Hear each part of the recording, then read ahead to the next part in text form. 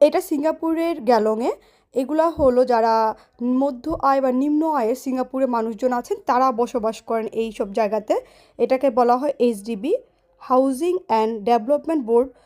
এগুলা তৈরি এই ফ্ল্যাট বা অ্যাপার্টমেন্টগুলো সিঙ্গাপুরে সাধারণ মানুষের জন্য সরকার কর্তৃক তৈরি করা সরকারি আবাসন। এই আবাসনগুলোতে খুব ছোট ছোট কিছু ফ্ল্যাট আছে যেগুলো 1 2 3 রুমের। এগুলোতে অনেকটা হলো সাবসিডি থাকে বা অনেকে ফ্রি বা অনেক সময় অনুদানের মাধ্যমে সরকার কর্তৃক এখানে ভাড়া দেওয়া হয় বা থাকতে দেওয়া হয় যারা মধ্য আয় বা নিম্ন আয় বা এরকম টাইপের। এখানে নর্মালি থাকে দেখা যায় যে বয়স্ক মানুষ, নিম্ন আয়ের পরিবার, একক বা বাবা মা দম্পতি, এরকম আবার অভিবাসী সিঙ্গাপুর যারা বিদেশিতে বিয়ে করেছে বা ডিফারেন্ট টাইপের তারা এইসব জায়গায় বসবাস করে। প্রতিটা বাড়ির সামনে বেশ গাড়ি এবং সব কিছুই রাখা ছিল, পার্ক থেকে ধরে কিডস জোন। এত সাজানো গুছানো ছিমছাম ছিল, সুপরিকল্পিত একদম প্রতিটা অ্যাপার্টমেন্ট, প্রতিটা বিল্ডিংয়ের এবং বাড়ির চারপাশে।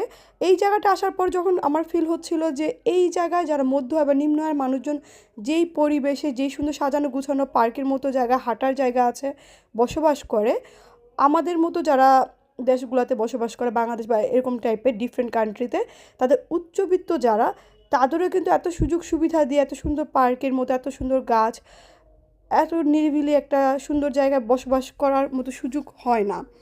সিঙ্গাপুরের যারা নিম্ন আয়ের তারা যে সুযোগ সুবিধাটা পায় সিঙ্গাপুরের সরকারের কাছ থেকে এবং সিঙ্গাপুরের দেশে, সেটা আমাদের মতো দেশগুলোতে উচ্চবিত্তরাও অনেক জায়গায় পায় না। এখানে যেমন সেফটি ওরা মেনটেন করে, তেমনি তাদের এখানে পরিবেশ পরিস্থিতি সব কিছু থাকে সুন্দর সাজানো গুছানো।